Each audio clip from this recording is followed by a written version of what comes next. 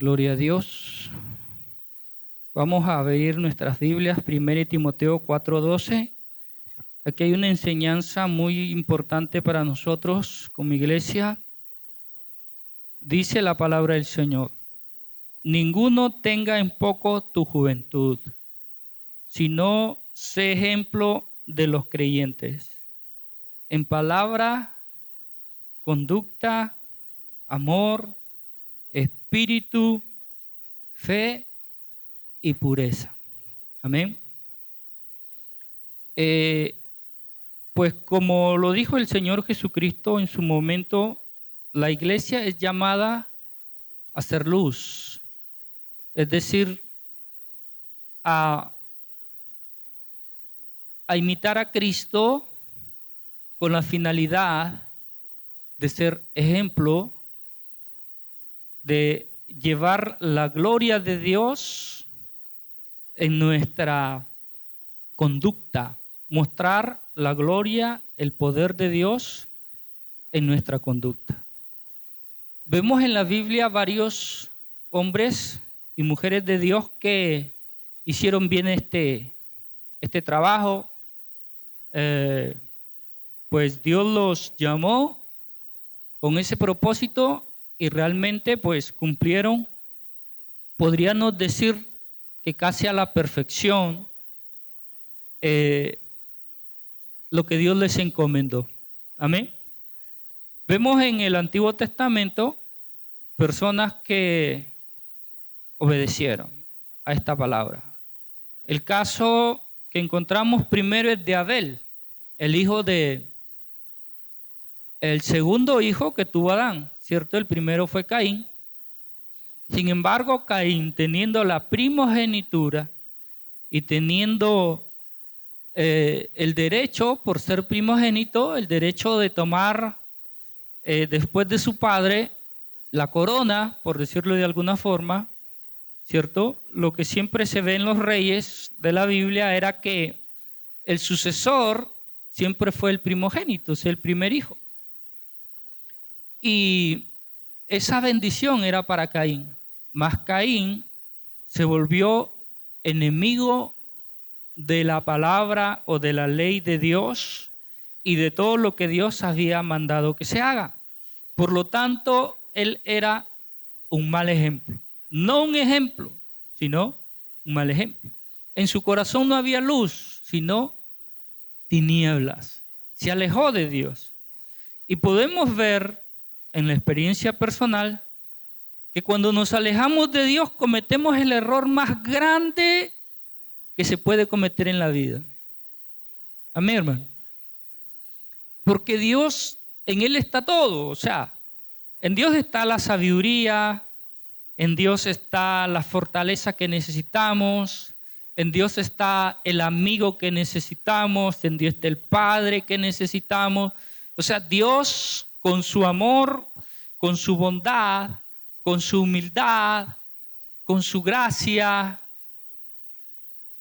Él puede tranquilamente cumplir esas necesidades nuestras, ¿sí? Y de forma incondicional. Porque un padre, ¿qué padre es condicional con sus hijos? Solamente un mal padre. Amén, hermano. Un buen padre es incondicional con sus hijos. Y cuando hablo de padre, también incluyo a la madre. Por ejemplo, una mamá lleva al niño 9 meses en su vientre incondicionalmente, ofreciéndole amor cada día de su vida, ¿cierto? Nace ese bebé y esa madre cuida de ese niño día y noche, incondicionalmente. ¿Qué es ser incondicional? Es que lo haces a cambio de nada. El verlo en tus brazos, el tenerlo, el sentir que es tuyo, eso es para ti la recompensa más grande, ¿cierto? Como padres lo podemos notar, lo podemos ver, que un bebé causa en nosotros un placer maravilloso, un hijo causa una sensación de gozo, de alegría, de felicidad al verlo en nuestros brazos. Y esa es nuestra mayor recompensa y lo cuidamos porque es causa de gozo, de alegría para nosotros, causa de sentirnos bien, ¿cierto? De soñar, de anhelar, de vivir después de nuestros hijos la vida no tanto ya por nosotros, sino por ellos. Soñando verlos adultos, exitosos y todas esas cosas. ¿Por qué digo esto? Porque eso y más está dispuesto Dios a hacer por nosotros. Amén. Él siente gozo, Él siente alegría. Dice que cuando un pecador se arrepiente y viene a los pies de Cristo, hay gozo en los cielos. Hay gozo en los cielos. Hay alegría, hay regocijo, hay felicidad. Porque una nueva vida ha nacido al reino de Dios. ¿Sí? Es como cuando en la casa nace un hijo y uno siente esa felicidad. Asimismo siente Dios cuando tú vienes a Él. Ahora, el niño necesita la protección de su padre, el cariño, el afecto, el sustento y todas esas cosas. Bueno, Dios también está dispuesto a hacer eso por nosotros. La misma Biblia dice que el hombre siendo malo le da buenas dádivas a sus hijos, ¿cuánto más Dios? ¿Cierto? Que el hombre siendo malo, cuando el hijo le pide un pescado, no le da una piedra o una serpiente. Y cuando le pide un pan, no le da una piedra, sino que le da lo que realmente el hijo pidió. ¿Cuánto más Dios? Dice Jesús, que es bueno, ¿cierto? Mira la diferencia, que el malo, aún a sus hijos, busca darles lo mejor. Y Dios siendo bueno, imagínate tú que no nos puede dar. Pero ¿qué pasa? Que somos nosotros los que nos alejamos de Dios. Actuamos como actuó Caín. Otro personaje en la Biblia que les puse el primer ejemplo a Abel, ¿cierto? De alguien que siguió a Dios, y les puse el ejemplo de Caín, que no supo seguir a Dios. No abrió su corazón. Pensó que él, por sus propias fuerzas, habilidad, conocimiento y todo ello, podía vivir. Es más, los que no le gustaban, como el caso de su hermano, lo mató, porque no le gustaba. Y a veces nosotros hacemos eso. No matamos a la persona físicamente, pero vivimos hablando mal de esa persona, mirándola mal. No nos gusta porque es distinto a nosotros. Porque nosotros somos rebeldes y contrarios, y si vemos a esa persona caminar con Dios, empezamos a molestarla, a incomodarla, a fastidiarla, a menospreciarla, a burlarnos de ello y todo eso. Y eso hizo Caín.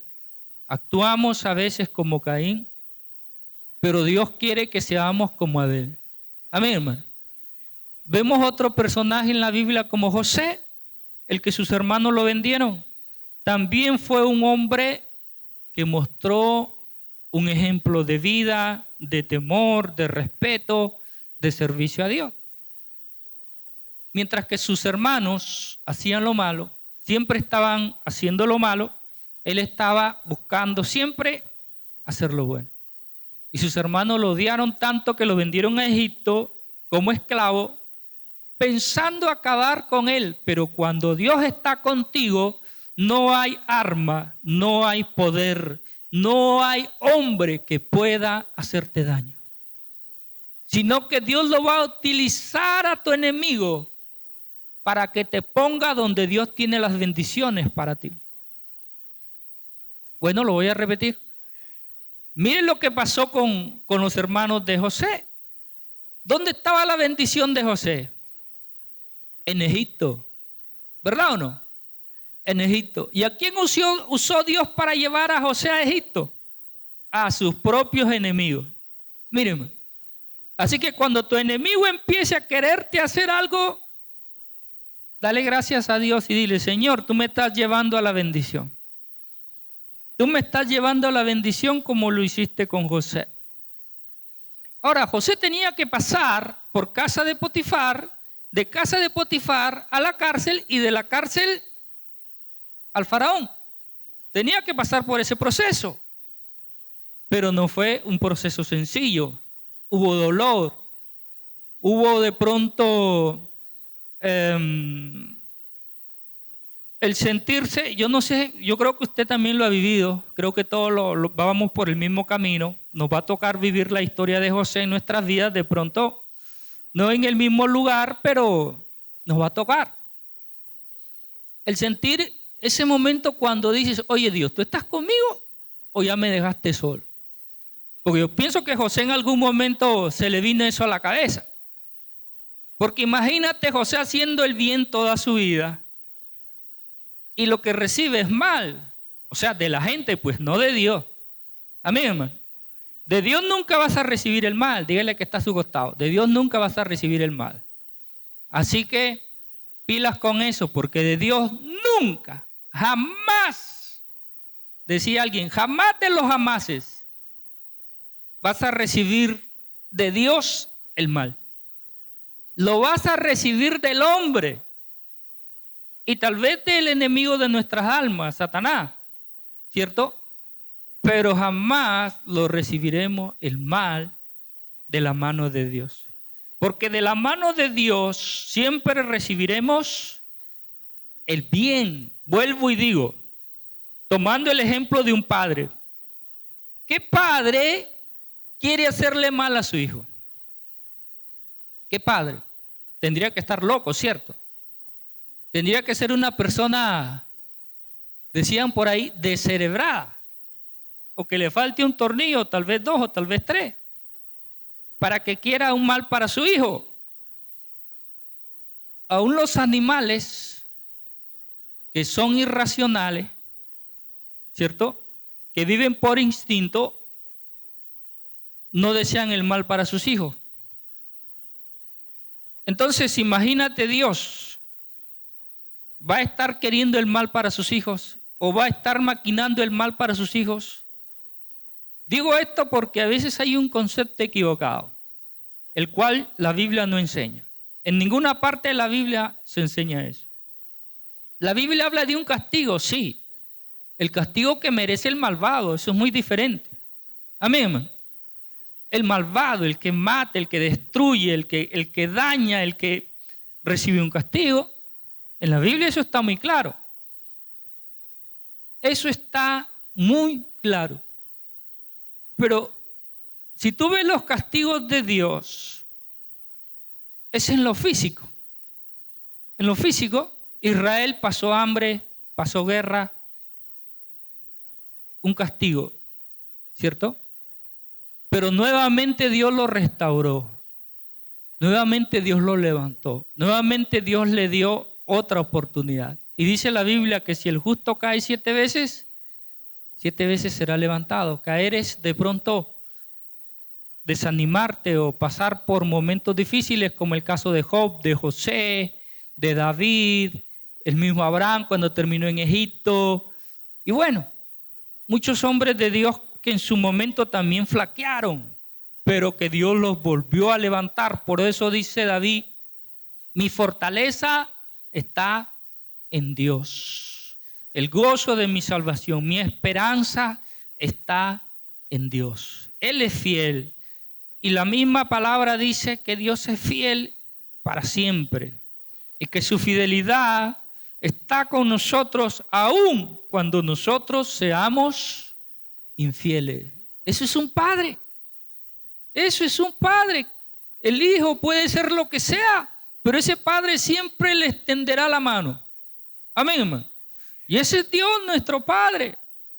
Yo no sé cómo mucha gente puede ver a Dios como un enemigo, como el rey malo que está sentado en un trono con un látigo esperando que hagas algo malo para darte de latigazos. No. No. Es decir, es más, en las manos de Dios no hay armas. Las manos de Dios son manos tiernas. Amén. Para abrazarte, para darte afecto, para darte amor, para darte cariño. Mire, hermano. ¿Sí? Dios es bondadoso, misericordioso, benevolente, amoroso. Oh, hermano, es lo más delicioso que puede experimentar un ser humano, el abrazo de Dios. En tus oraciones, dile siempre, abrázame, Señor. Abrázame, Padre. Abrázame, amigo fiel. Abrázame. Necesito un abrazo. Necesito tu fortaleza. Necesito sentir tu aprecio. Porque hay momentos que uno se siente confundido. Amén, hermano. Uno se siente como solo, uno se siente, pero es que es nuestra naturaleza humana y es nuestra mente que a veces nos traiciona, nuestra mente, y nos hace pensar equivocadamente. O el enemigo perturba nuestra mente. Porque la Biblia dice, ten cuidado con las maquinaciones perversas de Satanás. Vino a Jesús a presionarlo, a tentarlo, a desanimarlo, porque las palabras del enemigo siempre son malas. Amén. No puedes esperar un buen consejo del enemigo. Hay gente que nos rodea que andan con una mente direccionada a otras cosas, al mundo. Hay odio en su corazón, hay envidia, hay celo, hay codicia, hay avaricia, hay muchas cosas, y ellos te van a querer enfocar por otro lado.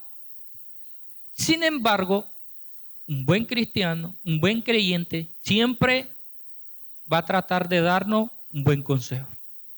Y si es guiado por Dios en el momento que Dios mismo lo manda y dice, dale esta palabra a tal persona, mucho mejor todavía. Amén, hermano. Aunque a veces no nos guste, porque no todo lo que Dios dice nos va a gustar. Porque a veces estamos haciendo lo malo.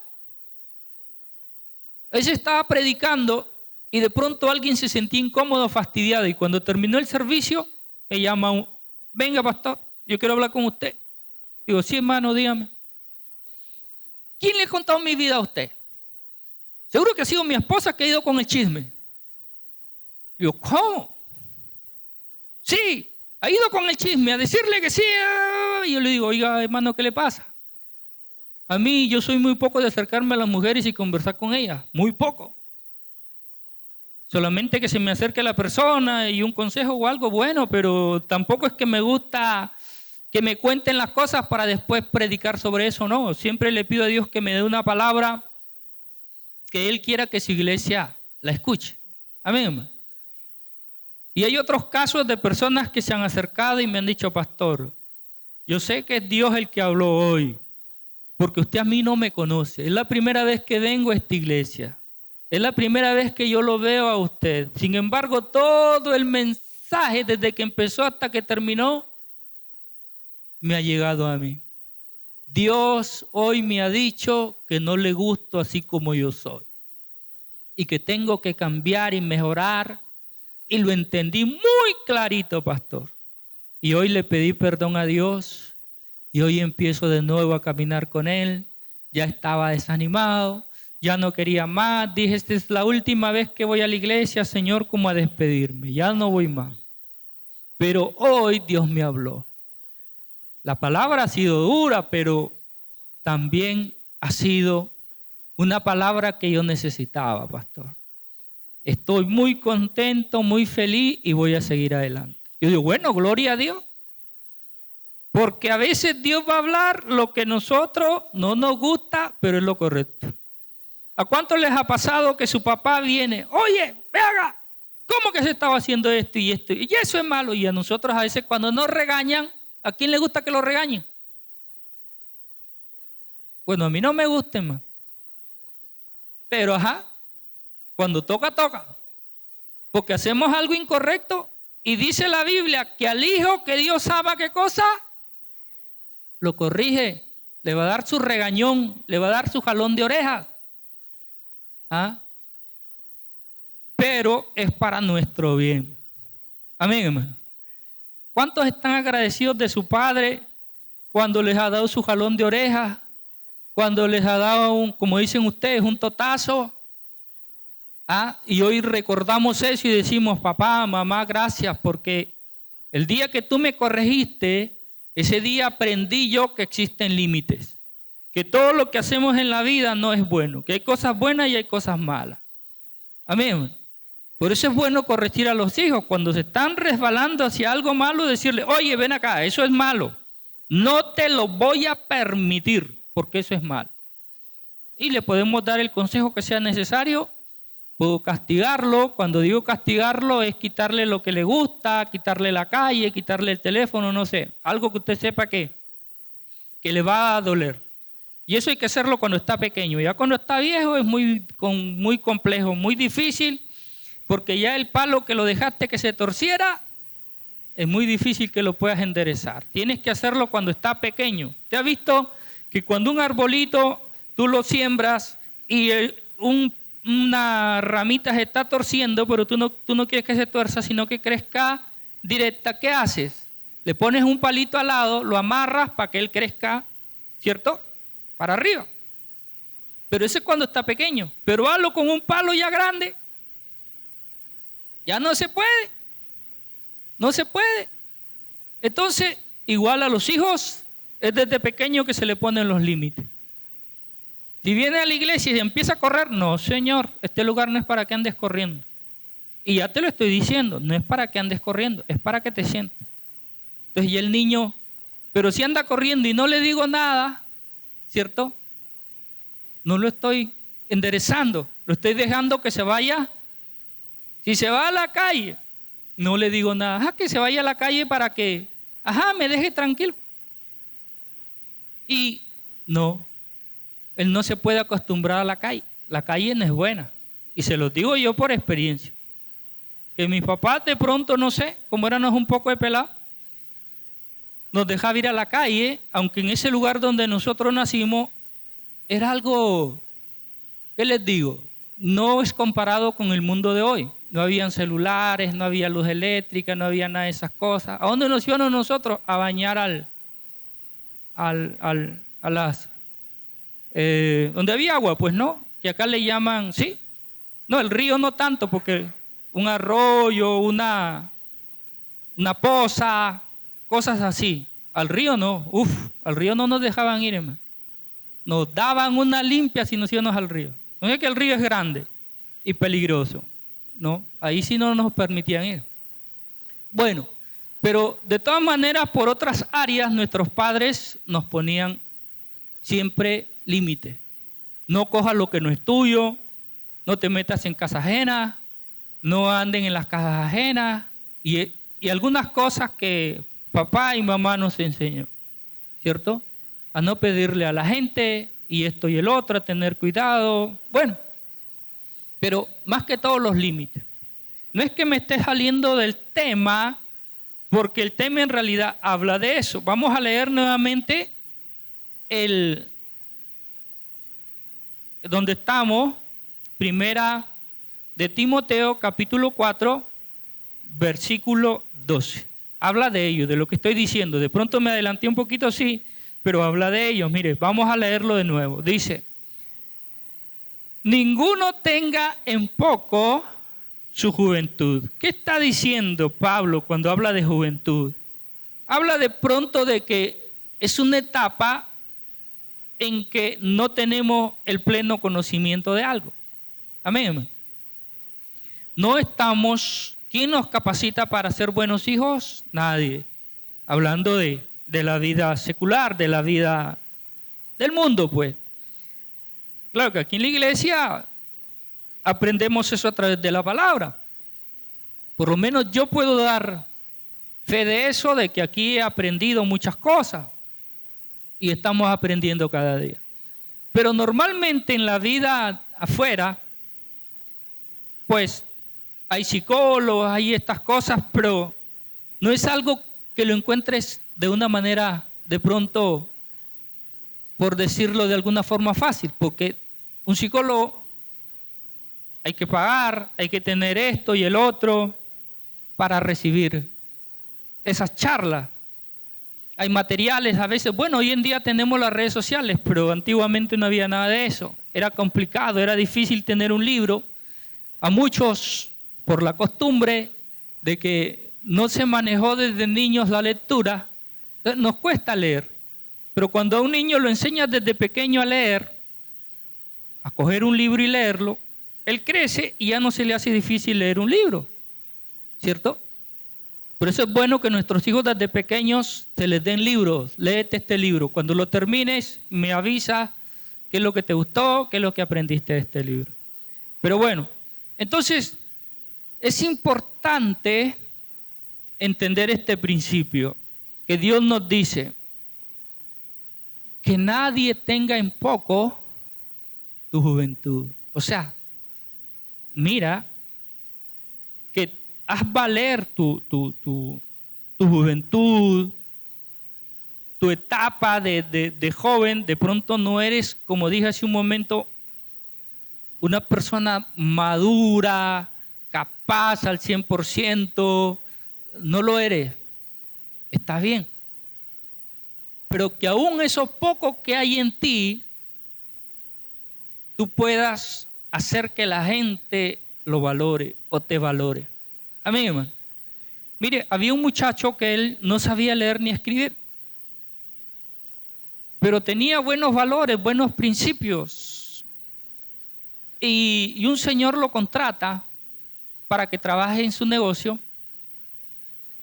Bueno, lo pone a prueba. 2, 3 días lo pone a prueba. Y este muchacho trabajó muy bien, llegó temprano, empezó a limpiar, a arreglar, a acomodar. Y el señor tenía a veces dinero. Uno está en su casa, en su negocio, a veces el dinero lo pone aquí, el otro lo pone por allá, el otro acá, en un libro, debajo de algo y así. El muchacho iba limpiando y el señor estaba mirándolo ahí de reojo. Iba limpiando y donde había dinero, él miraba el dinero, limpiaba y volvía a dejarlo ahí y volvía a poner el libro o lo que estaba allí, ¿cierto? Y seguía limpiando. Ya después al final el muchacho se fue y el señor obviamente empezó, él sabía dónde había dejado dinero y empezó a mirar y a contar, y vio que el muchacho no había cogido un solo peso, ¿cierto? Le agradó. Entonces después lo lleva a su casa también. Y en su casa el señor tenía, pues, siempre hay prendas, ¿cierto? De oro, de plata y cosas así.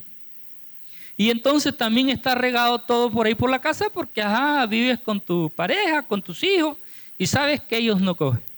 Bueno, ya les enseñaste tú que eso no lo deben coger. Entonces también lo puso ahí a limpiar, a arreglar, a ayudar en esto, el otro, y tampoco se perdió nada. Era una persona también obediente. Mira que hagas esto, mira que a tal hora, mira que, y siempre hacía todo de la mejor manera. Entonces, ¿qué podemos ver en este joven? A pesar de que era joven, a pesar de que no sabía leer, a pesar de que no era una persona de pronto muy conocedora de la vida o muy preparada académicamente, que todo eso es bueno, pero tenía buenos valores. Amén, hermano. Que eso te abre puertas en cualquier lugar del mundo. ¿Cuántos dicen amén? Donde quiera que tú vayas, hermano. Responsable, trabajador, haces bien las cosas. Ese era José.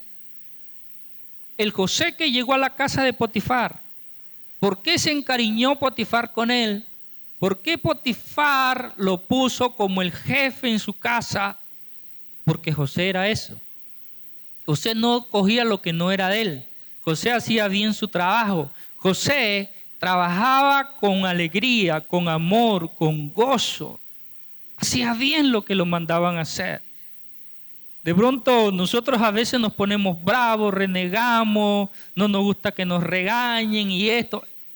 Yo me imagino a un José, hermano, siempre dispuesto, levantándose temprano, haciendo bien su trabajo, tratando bien a los demás compañeros de trabajo, consiervos, como dice la Biblia, y todo eso. Entonces se ganó el respeto y el cariño de todo el mundo, hermano. Mire. ¿Y él era qué? No era egipcio, era judío o israelita.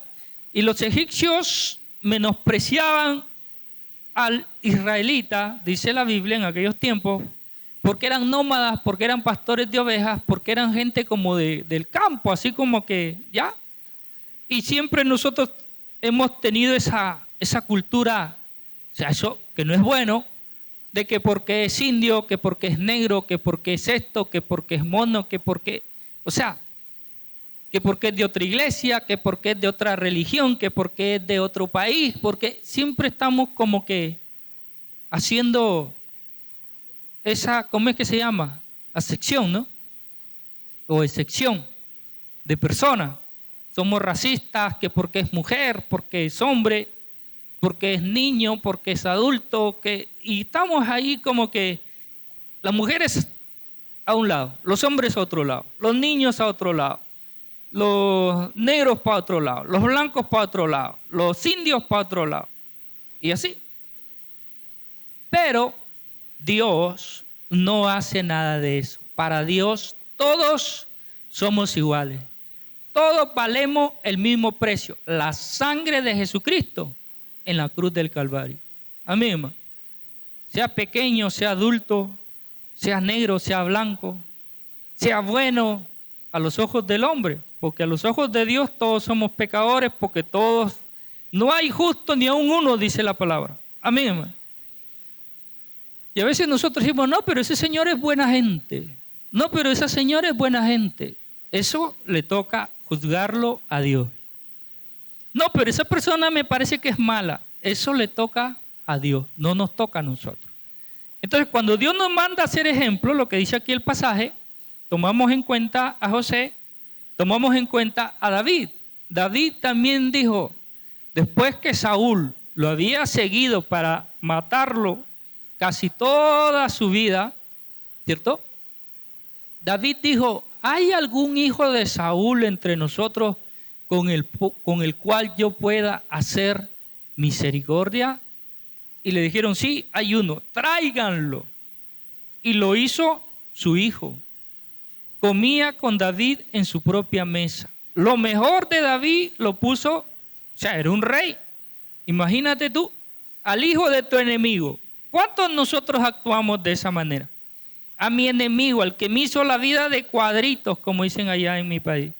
Al que me quería matar, acabar conmigo y esto y esto y esto. Y siempre estaba hablando mal de mí y siempre estaba haciéndome problemas y ese es el hijo de él. Y yo le voy a dar algo al hijo de él. No, hombre, ¿qué le voy a dar yo nada?